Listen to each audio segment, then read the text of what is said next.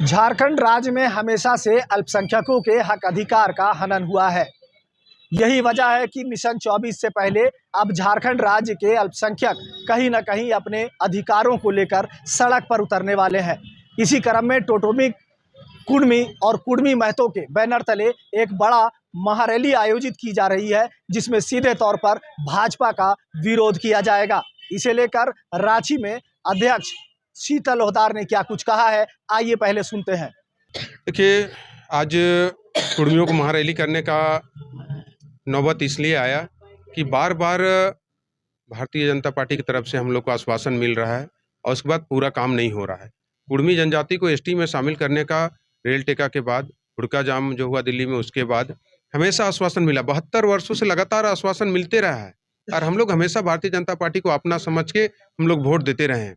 इस बार हुंकार महारैली ऐतिहासिक मोरहाबादी मैदान में 18 फरवरी को होने जा रहा है, जिसमें 5 लाख से ऊपर कुर्मी समाज के लोग रहेंगे। और भारतीय जनता पार्टी जो सोचती है कि कुर्मी लोग आपस में बटा हुआ है, ये ऐसा नहीं है। हम लोग एकजुट है, वो ताकत दिखेगी और भारतीय जनता पार्टी को कुर्मी जनजाति को एसटी का सूची में सूचीबद्ध करना पड़ेगा। ये ताकत हम लोग दिखाएंगे उस दिन, और नहीं करने पर भारतीय जनता पार्टी का जो 14 सीट जीतने का जो सपना है वो लोकसभा में, हम लोग एक भी सीट जीतने नहीं देंगे। वैसा तैयारी गांव-गांव में चल रहा है।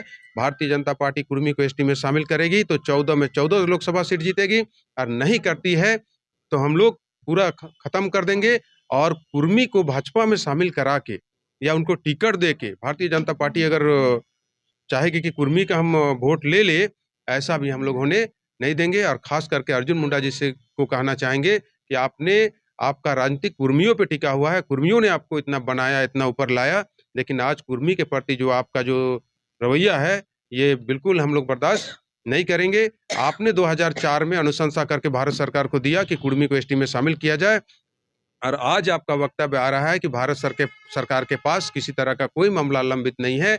ये दोहरी नीति अर्जुन मुंडा जी का नहीं चलने देंगे। और ये अर्जुन मुंडा जी अगर किसी भी सीट से लड़ते हैं, खूंटी लड़े, चाहे जमशेदपुर लड़े, चाहे बासा लड़े, कहीं भी झारखंड का किसी भी लोकसभा सीट से लड़ते हैं, कुर्मी समाज उनको जीतने नहीं देगा। तभी वो जीत पाएंगे। जब तक वो कुर्मी जनजाति को एसटी की सूची में शामिल नहीं कराएंगे, तब तक वो उनको हम लोग राजनीतिक रूप से आगे बढ़ने नहीं देंगे।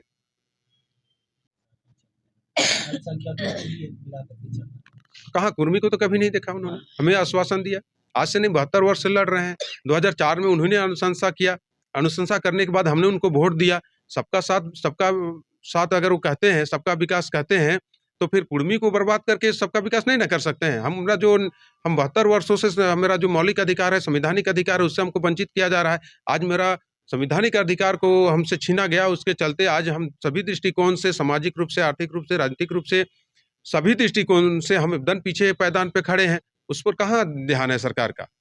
राउंड फिगर पे जोड़ के नहीं चलेगा ना। हम लोग का जो सामाजिक जो है बिल्कुल झूठ बोल के हम लोग से वोट लेती है। इस बार वैसा नहीं चलेगा।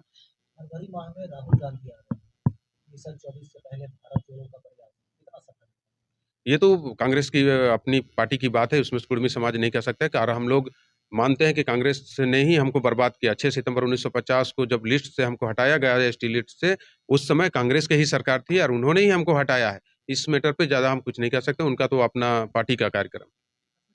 आगामी 18 फरवरी को रांची के ऐतिहासिक मोरहाबादी में कुर्मी हुंकार रैली का आयोजन किया गया है। अब देखना दिलचस्प होगा कि मिशन 24 से पहले ये हुंकार रैली कितना कारगर साबित होती है। सहयोगी रिजवान के साथ मोइजुद्दीन, कोयलांचल संवाद, रांची।